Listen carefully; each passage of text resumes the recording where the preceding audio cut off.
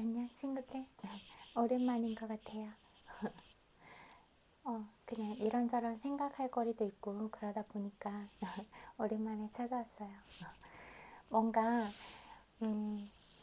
우리는 되게 너무 많은 정보들을 접하고 있어서 어떻게 보면은 오히려 그런 정보들을 너무 많이 우리한테 그렇게 주입시키기보다는 어쩌면 좀 더 그 마이너스적인 요소를 가지고 가야 되는 건 아닐까, 그런 생각들이 들었어요. 너무 많은 정보들을 이렇게 입력하다 보니까 오히려 그런 것들이 과부하 상태가 되는 것 같다, 이런 생각들이 들고 또 머리가 아프기도 하더라고요. 그래서 이런 생각을 한 것 같아요. 이런 정보들이 꼭 필요한 정보들인가, 그런 생각들을 많이 하게 됐는데 꼭 그렇지는 않다, 이런 생각이 들더라고요. 왜냐하면 오히려 불필요하고 잘못된 정보나 그런 잘못된 여론들이 그거를 해석하고 또 그런 어떤 정당성이나 진실을 가려내기 위해서 이렇게 생각을 많이 하다 보니까 오히려 그냥 많이 보거나 접하거나 그러지 않는 것보다 더 유익한 점은 없는 것 같다, 그런 생각도 들더라고요. 그래서 처음에는 잘 몰랐을 때는 접하더라도 어느 정도를 알게 되면은 그런 것들은 굳이 입력시킬 필요가 없구나, 그런 생각들이 많이 들었어요. 그리고 항상 생각하는 건데 진짜 한 사람 한 사람이 가진 마음 하나가 얼마나 소중하고 귀한 건가, 그런 생각은 늘 하는 것 같아요. 그리고 사람들이 하는 말이나 표정들, 그런 것들을 다 보면 그 사람의 뭐 인격이나 품행이나 그런 부분들이 드러나게 되잖아요. 근데 어떻게 보면 나 스스로 이렇게 말을 하고 이런 것들도 나를 표현하는 방법이잖아요. 그런데 우리는 그런 표현을 하는 것들을 뭐 상대방에 대한 배려나 그런 부분을 많이 하지 않고 툭툭 뱉고 있다, 이런 생각이 많이 들었어요. 오히려 뭐 들으라고 하거나 뭐 비아냥거리거나 비난하거나 그런 경우들도 많이 만나게 되는데, 그거는 어떻게 보면 자기 마음 안에 있는 그런 부분들이 정화가 안 돼서 그렇게 나오는 부분인 것 같아요.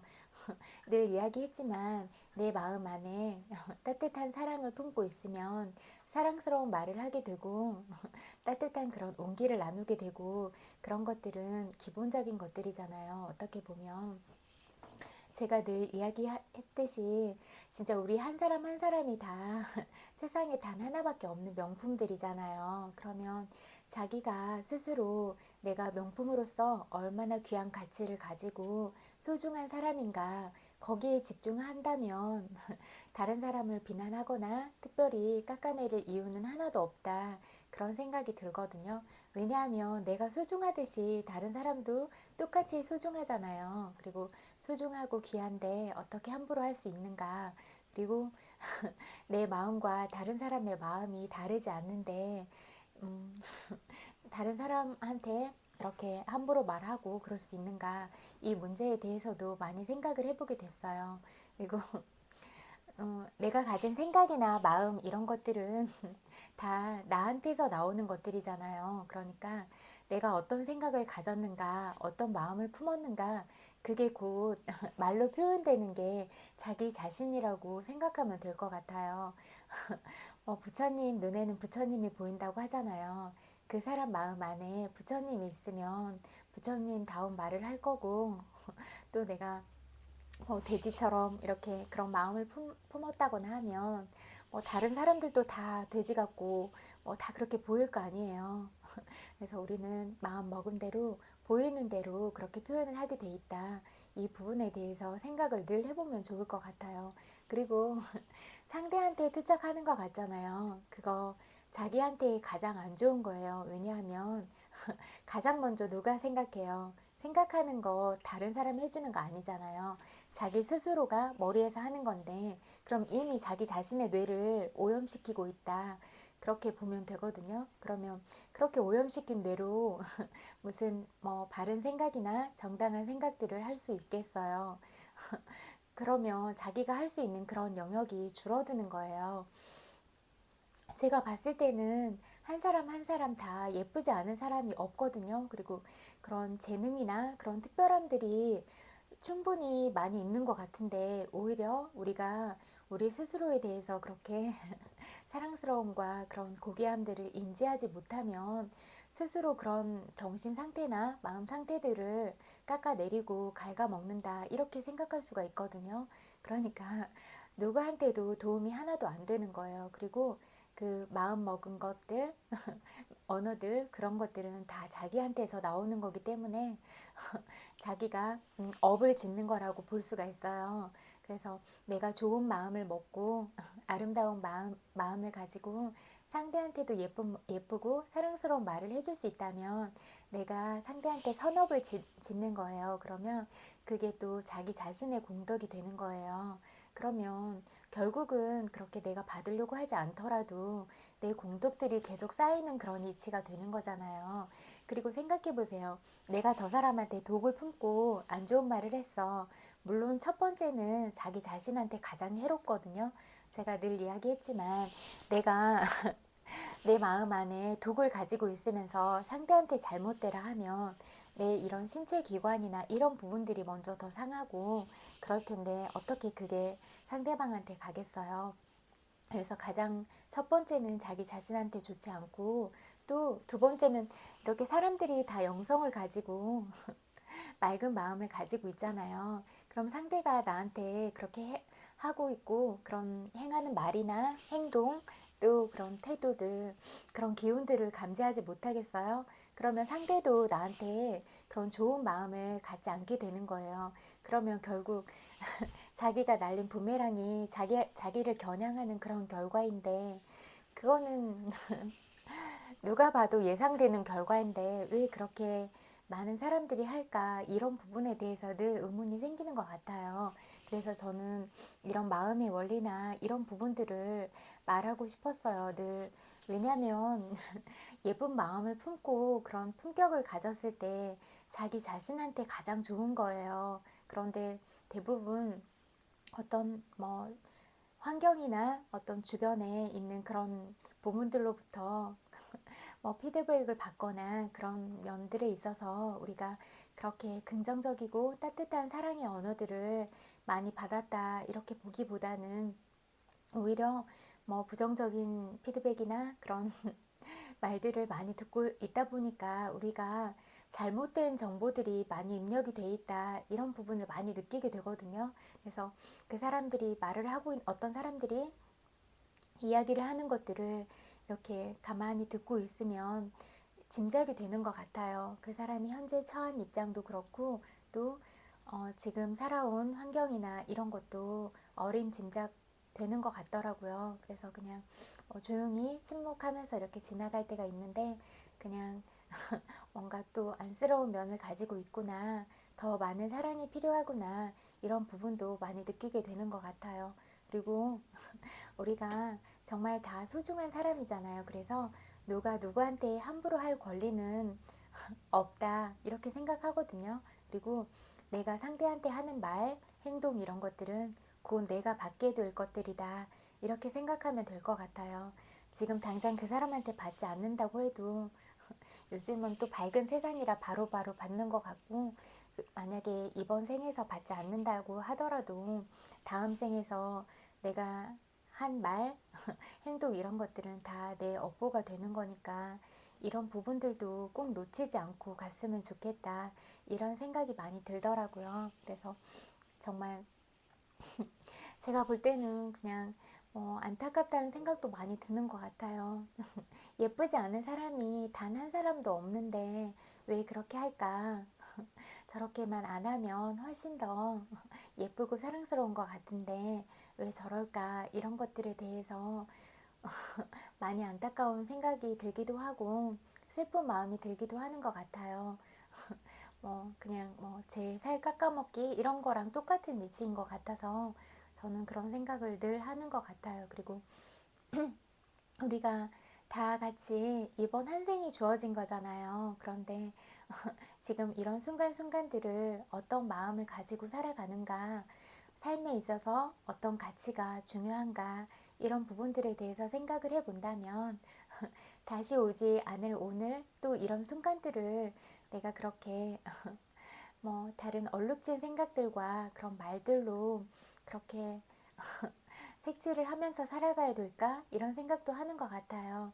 요즘 보면 오늘도 날씨 엄청 좋더라고요. 거의 초여름 날씨라고 느껴질 만큼 날씨가 진짜 포근하기도 하고 벚꽃도 엄청 많이 폈어요. 거리에 나가보면. 그리고 예쁜 개나리도 있고 조팝나무도 있고 진짜 그런 땅에 그런 조그만한 그런 야생 풀들도 아니 그런 풀꽃들도 진짜 많이 있거든요. 그러면 그런 것들 보고 그런 것도 너무 행복하잖아요. 그냥 좋아하는 사람들이랑 사랑하는 사람들이랑 간단하게 도시락 싸가지고 가서 벚꽃 보이는 데 가서 소풍 가듯이 그렇게 돗자리 펴놓고 뭐 이런저런 소소한 얘기도 나누고 그렇게 야외에 있어도 충분히 행복하게 그런 하루하루를 보낼 수 있잖아요. 그래서 우리가 그렇게 지낼 수 있으면 좋겠다 이런 생각이 늘 들고 오늘도 꽃시장에 갔다 왔는데 진짜 너무 예쁜 애들이 많았어요. 이렇게 올망졸망 걸어가는데 애기들 발 진짜 작잖아요. 근데 작은 운동화 신고 가는데 너무 예쁘더라고요. 그리고 화분 들고 이렇게 가는데 근데 그런 애들이 진짜 많이 웃고 행복한 세상이 됐으면 좋겠다. 그런 마음들이 들었고 또 그런 애들을 키우는 엄마 아빠들이 행복했으면 좋겠다. 그런 생각이 많이 들었어요. 왜냐하면 어른들이 행복해야 애들한테 그런 사랑을 고스란히 줄 수가 있잖아요. 그래서 예쁜 애들을 꼭 지켜주고 사랑을 많이 줄 수 있고 이런 어른들이 돼야 되지 않을까? 이런 생각이 많이 들었어요. 그리고 그런 자기가 가진 그런 상처나 이런 부분들은 자기 스스로 돌아보고 이렇게 자기 감정이나 또 우리 안에 아직 자라지 못한 그런 어린아이가 있을 수 있잖아요. 내면 아이들이 있으면 내가 어른으로서 바르게 키우고 그렇게 내면 아이도 잘 다독다독 하면서 그래 네가 힘든 시간을 살아서 많이 아팠지 많이 슬펐지 하면서 잘 데리고 가고 우리가 이렇게 현명하게 또 지혜롭게 이렇게 살아가는 게 또 우리들의 몫은 아닐까 이런 생각들이 많이 들었어요. 그리고 그런 자기의 부정적인 생각과 그런 해결되지 않은 감정의 찌꺼기들을 다른 사람한테 투척하는 게 과연 옳은 것인가 이런 부분들도 늘 생각을 해봐야 되는 것 같아요. 그리고 이렇게 사랑스러운 말을 하면 일단은 자기 스스로가 행복하잖아요. 내가 행복한 마음을 가지고 이런 사랑스러운 말을 하면 첫 번째 수혜자는 제가 늘 이야기했지만 자기 자신이다 이렇게 보면 될 것 같거든요. 그러니까 우리는 진짜 자기 자신을 늘 예쁜 화초를 키우듯이 그렇게 늘 물도 주고 영양분도 섭취하고 그렇듯이 늘 좋은 것들 먹고 이렇게 건강도 잘 챙기고 이러면서 그렇게 아름답게 가꾸고 그렇게 갔으면 좋겠다 이런 생각이 많이 들었고 내가 그렇게 소중한 사람이듯이 다른 사람들도 다 그렇게 소중하니까 다른 사람도 그렇게 소중하게 대했으면 좋겠다 이런 생각이 많이 들어요. 음, 저는 이런 것 같아요. 기준이 제가 기분이 나쁘고 마음이 상할 것 같으면 상대한테도 안 하는 거예요. 왜냐하면 우리가 다 어떤 부분으로는 힘든 시간들을 견뎠고 정말 눈물이 많이 날 만큼 슬프기도 하고 그런 어떤 배경들을 다 가지고 있을 수도 있잖아요. 그래서 나도 짠하고 상대방도 짠하고 그런 마음들을 다 가졌고 또 슬프거나 화나거나 그럴 때 속상하고 그런 감정들을 다 가졌잖아요. 그러면 내가 속상하고 화나고 그런 일들은 상대도 마찬가지다. 이런 부분을 꼭 생각해보고 역지사지의 마음으로 그렇게 살펴보면 좋겠다.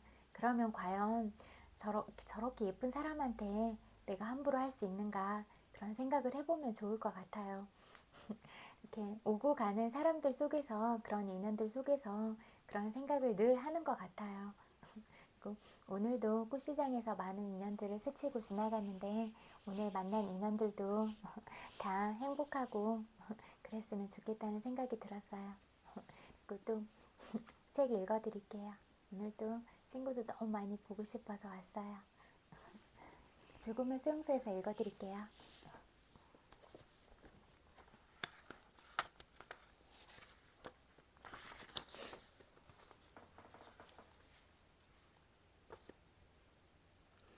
오늘날 정신건강 철학은 인간은 반드시 행복해야 하며 불행은 부적응의 징후라는 생각을 강조하고 있다.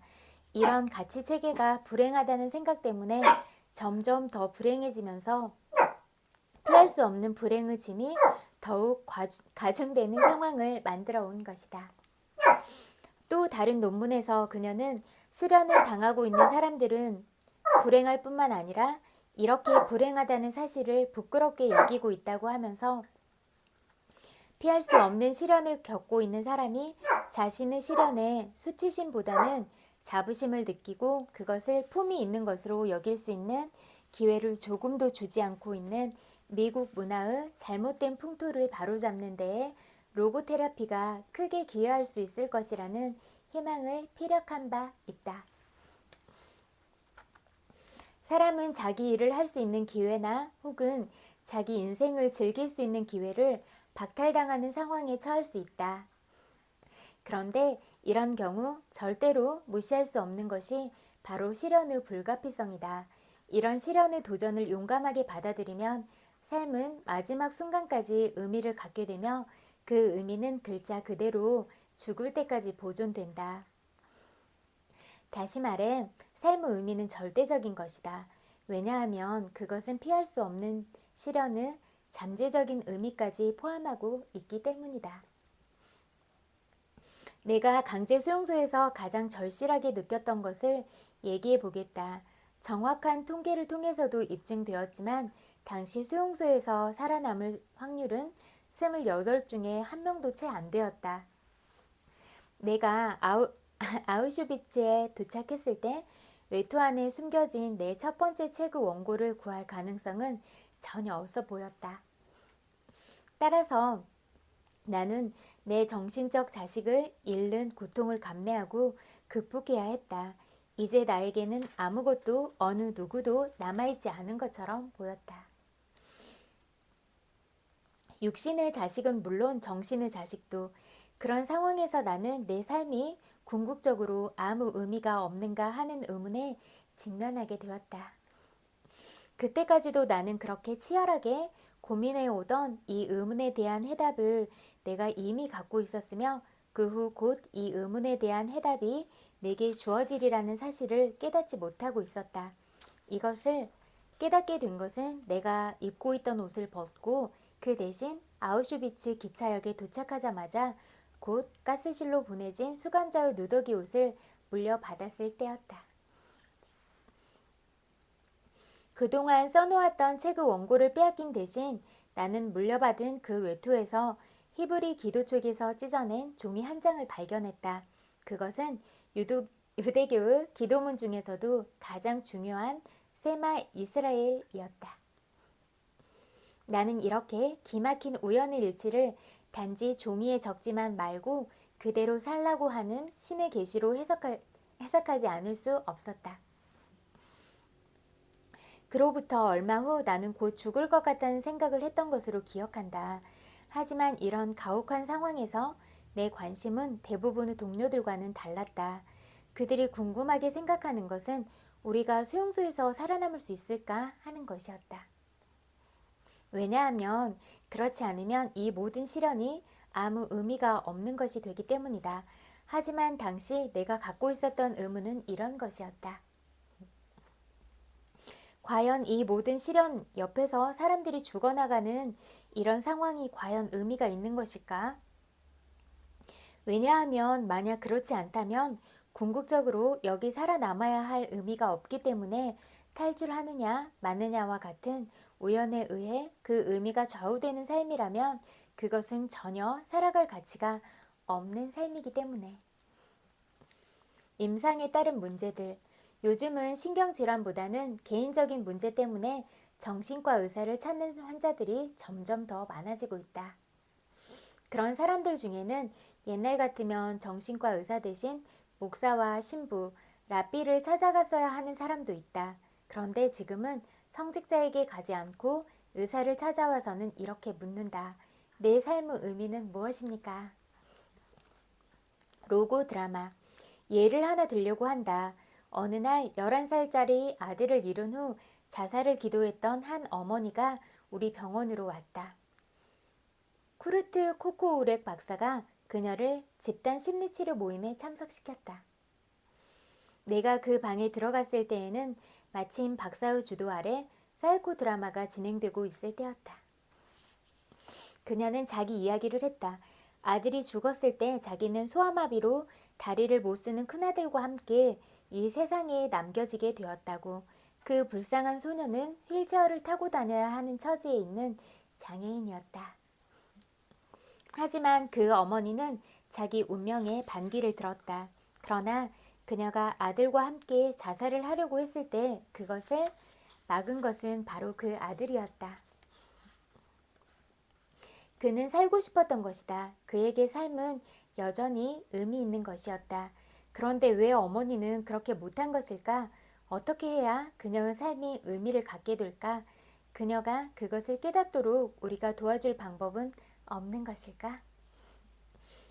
즉석에서 나는 토론에 참여했다. 그리고 그 모임에 있던 다른 여자에게 질문을 던졌다. 내가 나이를 묻자 그녀는 30살이에요 라고 대답했다. 이제 30이 아니라 80살이고 지금 임종을 앞두고 있다고 생각해 봅시다. 지금 당신은 그동안 살아온 삶을 돌아보고 있습니다. 아이는 없었지만 돈도 많이 벌었고 사회적인 지위도 얻은 풍족한 삶이었지요. 나는 이렇게 말한 다음 그녀가 이런 상황에 있게 된다면 어떤 생각을 할지 상상해 보도록 했다. 어떤 생각이 들까요? 자신에게 뭐라고 얘기하게 될까요? 여기에 당시 녹음했던 테이프에 들어있는 그녀의 말을 그대로 적어보겠다. 아, 나는 백만장자와 결혼했고 부귀 영화를 누리며 쉽게 살았지요. 원도 한도 없이 살았어요. 남자와 연애도 해보고 남자를 갖고 놀기도 했지요. 그런데 지금 80살인데 내 소생의 자식이 하나도 없네요. 늙어서 과거를 돌아보니 그 모든 것이 과연 무엇을 위한 것이었나 하는 생각이 듭니다. 내 인생은 사실상 실패한 것이라고 얘기할 수밖에 없을 것 같군요. 그런 다음 나는 불구 아들을 둔 그 어머니를 여기에 끌어들여 그녀 스스로 자기 인생을 돌아보도록 했다. 테이프에 녹음된 그녀의 말을 그대로 적어보면 다음과 같다. 나는 아이를 갖기 원했고 이 소망은 이루어졌습니다. 아들 하나는 죽었고 또 다른 아들, 불구자인 그 아들은 만약 내가 돌봐주지 않았으면 아마 보육시설로 보내졌을 겁니다. 비록 다리를 못 쓰고 나무 도움을 필요로 하지만 그 아이는 어쨌든 내 아들입니다. 그래서 나는 아들을 위해 가능한 모든 것을 다 해주었고 내 아들이 보다 훌륭한 인간이 되도록 키웠습니다. 이 말을 한순간 그녀는 울음을 터뜨렸다. 그런 다음 계속 말을 이었다. 내 얘기를 하자면 저는 제 삶을 평온한 마음으로 돌아볼 수 있습니다. 왜냐하면 제 삶은 의미가 충만한 삶이었고 그것을 성취하기 위해 노력했다고 말할 수 있기 때문입니다. 저는 최선을 다했습니다. 제 아들을 위해서도 최선을 다했습니다. 따라서 제 삶은 절대로 실패한 삶이 아닙니다. 임종의 순간을 맞아 과거를 돌아본다고 생각하자 그녀는 갑자기 자기 삶이 갖고 있는 의미, 그녀의 고통까지 포함된 자기 삶의 의미를 볼 수 있게 되었다. 이와 함께 아주 짧은 삶, 예를 들어 그녀의 죽은 아들의 경우와 같은 짧은 삶이 80여 년의 긴 삶보다 더 깊은 의미를 지닌 사랑과 기쁨으로 풍요로울 수 있다는 사실이 분명해졌다. 잠시 후에 나는 또 다른 문제로 넘어갔다. 이번에는 내가 직접 사람들에게 얘기를 했다. 소아마비 혈청을 개발하기 위한 연구에 사용되는 시험용 원숭이는 이 때문에 끊임없이 주사 바늘에 찔리고 또 찔려야 하는 고통을 겪는데 그 원숭이가 과연 자기가 겪는 고통의 의미를 알 수 있을까 하는 질문이었다. 모임에 있는 모든 사람들이 이구동성으로 아니라고 대답했다. 원숭이의 지능으로 볼 때 원숭이는 인간의 세계, 즉 고통의 의미를 이해할 수 있는 그런 세계 속으로 들어올 수 없다는 것이었다. 그 말을 듣고 나는 곧 다음과 같은 질문을 던졌다. 그렇다면 인간은 어떻습니까? 여러분은 인간이 삼라만상의 진화 과정의 종착역이라고 생각하십니까? 인간의 세계를 초월하는 또 다른 차원이 있을 수 있다는 생각은 안 해보셨나요? 인간이 겪는 시련의 궁극적인 의미를 묻는 질문에 대한 해답을 찾을 수 있는 그런 또 다른 차원의 세계 말입니다. 이 책은 여기까지 읽을게요. 또 상처받은 내면의 치유 같이 공부해요.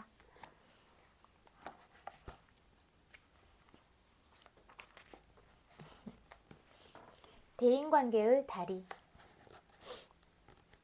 어린 시절 발달 단계에 필요한 각각의 의존적인 욕구들을 설명하기 위해서는 앞서 안내서에서 제시했던 기본 구조들을 활용할 수 있다. 신생아 때 아이는 이 세상으로부터 환영받을 필요가 있다. 그는 자신의 거울이 되어줄 어머니와 같은 양육적인 존재와 연결되어야 한다. 신생아기는 어머니나 다른 양육자에게 완전히 상호 의존되어 있다는 점에서 공생적 단계라고 불린다. 아이는 자신에 대해 알아가고 또 기본적인 신체적 생존 욕구를 충족하기 위해서 어머니나 다른 양육자에게 전적으로 의존할 수밖에 없다. 이 단계에서 아이는 미분화되어 있다. 이 말은 아이가 자연적으로나 무의식적으로는 자신과 일치하지만 자아가 존재한다는 것을 의식적으로 안다거나 그것을 반영할 만한 능력은 아직 갖고 있지 않다는 뜻이다. 아이가 나됨이라는 자아를 찾기 위해서는 어머니라는 존재의 반영하는 목소리와 눈이 필요하다.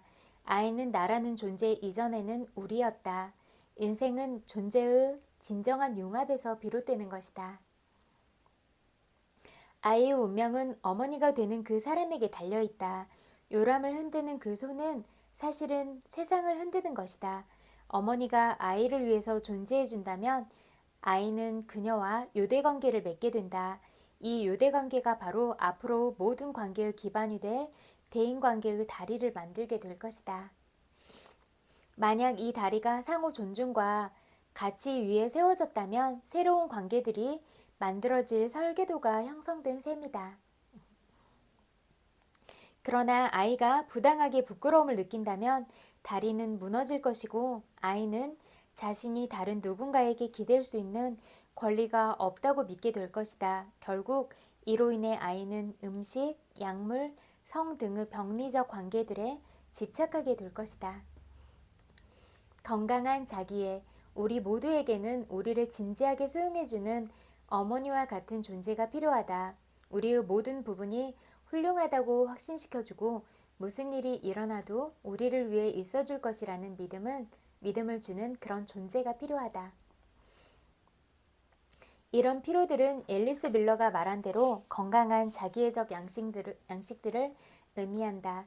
여기에는 비록 나의 모습 그대로 사랑받고 존중받음, 특별한 돌봄과 대우를 받는 것, 어머니가 떠나지 않으리라는 확신을 갖는 것, 진정으로 보살핌을 받는 것 등등이 모두 포함된다. 어린 시절에 이런 필요들이 모두 충족되었다면 성인이 된 후 더 이상 이것을 찾아 헤맬 필요가 없게 될 것이다. 좋은 돌봄. 어머니가 자신의 역할을 잘 하기 위해서는 나됨이라는 인식과 연결되어 있어야 한다. 어머니 자신을 잘 사랑할 줄 알아야 한다. 이것은 그녀가 자신의 모든 부분을 괜찮게 편안하게 받아들인다는 걸 의미한다. 특별히 자기의 몸을 긍정적으로 받아들이고 편안해할 필요가 있다. 만일 어머니가 자기 몸에 대한 긍정적인 인식이 없다면 아이에게 신체적인 평안함을 줄 수 없다. 어머니가 스스로에게 편안하지 않다면 아이에게도 타고난 자신감을 줄 수가 없다. 에릭 프롬은 어떻게 어머니가 지닌 내면의 적대적인 삶의 태도가 자녀로 하여금 삶의 태도에 있어서 특별히 몸이 가진 본능적인 정열에 대하여 스스로 두려워하게끔 영향을 끼치는지에 관해 서술했다. 반영. 본능적인 삶은 뇌의 가장 원시적인 부분에 의해 통제를 받는다. 이것은 먹고, 자고, 접촉하고, 만지고, 배출하는 것과 유욕성, 신체적인 즐거움이나 고통 등과 관련이 있다. 이 장 첫 부분에 있는 신생아기에 관한 표에서 보여주듯이 인생의 시작 단계에서는 나는 너 혹은 나는 다른 사람인 셈이다. 다시 말해서 나는 어머니라는 존재와 직접 연결되어 있다. 나는 어머니가 느끼는 대로 느낀다. 어머니가 싫어하는 것은 나도 싫어하게 된다. 결국 어머니가 나에 대해 느끼는 대로 나는 자신에 대해 느끼게 된다. 신생아 때는 감정이 먼저이다. 어머니가 어머니로서의 역할을 잘 했는지는 문제되지 않는다. 중요한 것은 엄마가 아이에 대해 어떻게 느끼는가이다. 그러므로 만일 당신의 어머니가 원치 않는 임신으로 어쩔 수 없이 결혼을 했었고 그로 인해 분노하고 있다면 당신은 뼛속 깊은 곳으로부터 그것을 알고 있다. 여기까지 읽을게요. 잠재의식에 관한 책 읽어드릴게요.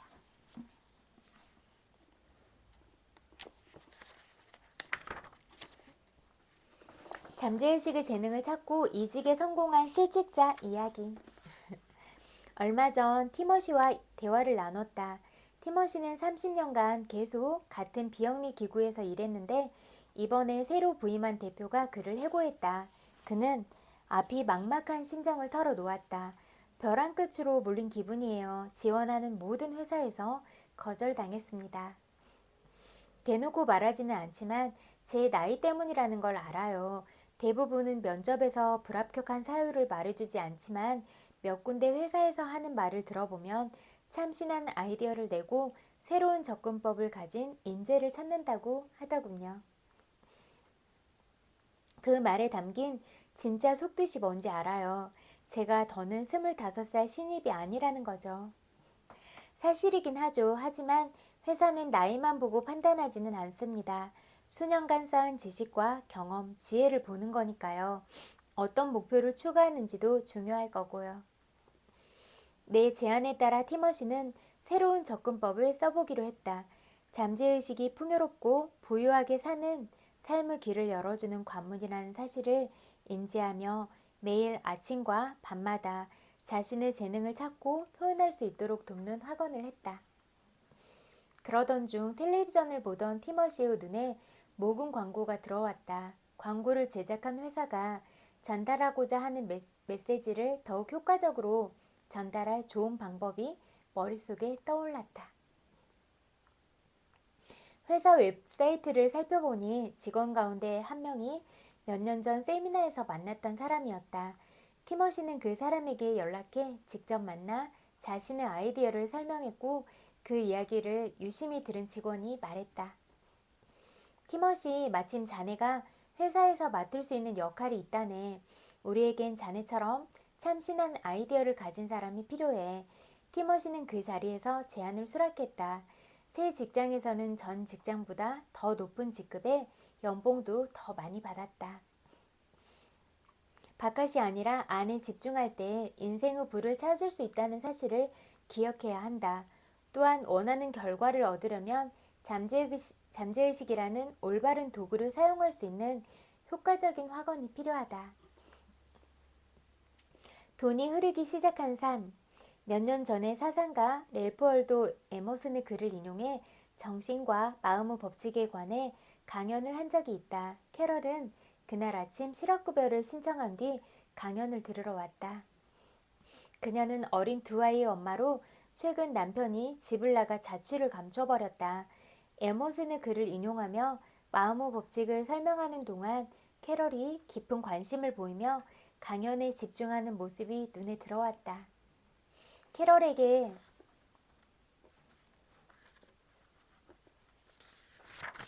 가장 큰 감명을 준 글귀는 에머슨이 남긴 글이었다. 내가 가장 좋아하는 글귀이기도 하다.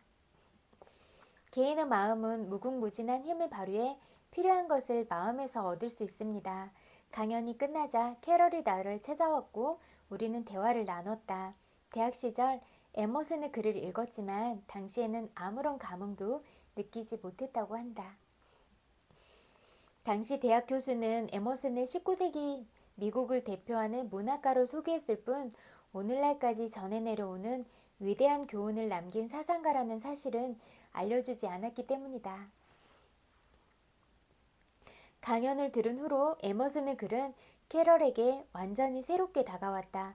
원하는 것을 구하는 연습도 시작했다. 그리고 나중에 어떤 일이 일어나는지 알려주겠다고 약속하고는 집으로 돌아갔다. 몇 주가 지난 후 캐럴이 사무실로 찾아왔다. 다시 만난 캐럴은 전과 달리 좋은 일이 가득한 사람처럼 싱글벙글하며 말했다. 인생이 완전히 바뀌었어요. 어떤 일이 일어났는지 전부 말씀드리고 싶어요. 부디 제 이야기를 많은 사람에게 전해주세요. 그럴게요. 무슨 일이 있었어요? 캐럴이 내게 종이를 보여주며 설명하기 시작했다. 거기에는 잠재의식에서 원하는 것을 얻는 확언이 쓰여 있었다. 강연이 끝난 뒤에 집으로 돌아가 잠재의식에 전하고 싶은 메시지를 종이에 썼어요. 그리고 하루에 여러 번 열정을 다해 간절한 마음으로 이 확언을 읽었어요. 그리고 내면의 생각과 삶을 다듬는 대로 외면의 삶이 따라온다는 것을 깨달았어요. 확언은 정말 효과가 있었어요. 그거 아시나요? 에머슨은 모든 사람의 열쇠는 바로 생각이다라고 말했습니다. 캐럴 씨는 그 열쇠를 사용하는 방법을 알아내신 것 같네요. 원하던 평화와 번영을 얻으셨나요? 당연하... 캐럴이 미소 지으며 답했다. 당연하죠. 학원을 시작했을 때부터 마음이 차분해지고 자신감이 충만해졌어요. 아이들에게 소리 지르지 않았고 우편함에 쌓인 고지서를 봐도 마음이 무너지지 않았어요. 불을 향하는 입구가 열리고 있다는 것을 알았죠. 그러다 어제 우편함을 확인했더니 휴스턴의 한 변호사로부터 편지가 와 있더라고요. 한 석유회사가 우리 가족이 소유한 광산의 채굴권을 임대하고 싶어 한다는 소식이었어요. 몇 년 전에 돌아가신 할아버지가 저와 사촌들에게 텍사스 서부 광산 채굴권을 물려주셨거든요. 지금까지는 광산에서 얻은 수입이 고작 연 $50 정도였는데 이제는 천연가스 가격이 폭등해서 올해 로열티로 약 $10만 달러를 받았어요. 앞으로 더 많아질 거래요. 돈이 제 삶에 흐르기 시작했어요. 번영으로 향하는 관문은 잠재의식 너머에 있다는 사실을 깨닫자 캐롤의 경제적 문제가 말끔히 사라졌다. 여기까지 읽을게요. 친구들, 오늘도 또 제 이야기 들어주셔서 너무너무 감사해요. 그리고 항상 예쁜 마음들 보내주는 거 진짜 마음 깊이 감사드려요. 정말 어떤 것보다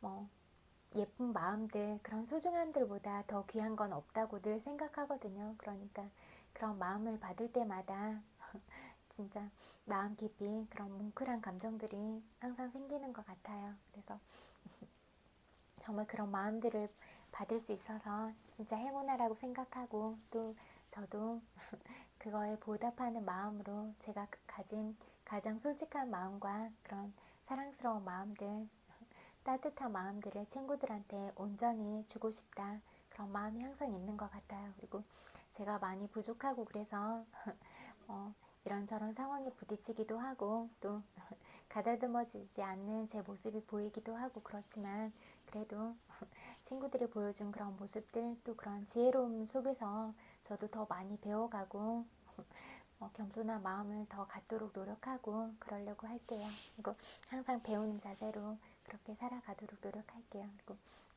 늘 고마워요. 그리고 오늘 친구들이 어떤 하루를 보냈을지라도 수고했다고 말해주고 싶어요. 타닥타닥. 고생 엄청 많았어요. 그리고 요즘에 날씨도 너무 좋고 바깥에 보면 예쁜 꽃들도 너무 많이 펴 있잖아요. 예쁘게. 그러니까 그런 꽃들도 보고 그러면서 혹시나 마음이 좋지 않거나 인간관계에서 복잡한 상황들이 있다면 그렇게 정서적 환기도 시키고 그래서 다시 평정심을 찾고 또 그런 마음 안에 우리 본연의 그런 마음들을 잘 찾아가고 친구들 원래 다 예쁘고 사랑스럽다 했잖아요. 그러니까 그런 자기들의 마음으로 그런 마음 자리를 잘 찾아서 올 수 있으면 좋겠다 이런 생각이 늘 많이 들어요. 진짜 뭐 어린 아이에서부터 이렇게 할머니 할아버지들까지 그렇게 다 예쁘지 않은 사람은 단 한 사람도 없고 또 소중하지 않은 사람은 단 한 사람도 없으니까 그런 부분들을 꼭 기억하고 주변 사람들한테 내가 먼저 따뜻한 말을 나눠줄 수 있고 이렇게 사랑스러운 말들을 먼저 해줄 수 있는 그런 사람이 되면 좋겠다. 그리고 그런 따뜻한 온기들, 그런 마음의 온도들을 나눈 사람이 되면 좋겠다. 이런 생각들을 많이 해보게 되는 것 같아요. 저도 늘 그런 사람이 되도록 노력할게요. 늘 고맙습니다. 그리고 오늘도 친구들 엄청 많이 보고 싶어서 왔고 엄청 많이 사랑해요. 100만 번 불뽀뽀 보내드릴게요. 그리고 또 오늘 하루도 마무리 잘하고 따뜻하게 잘 자요. 편안하게 잘 자면 좋을 것 같아요. 안녕. 굿나잇.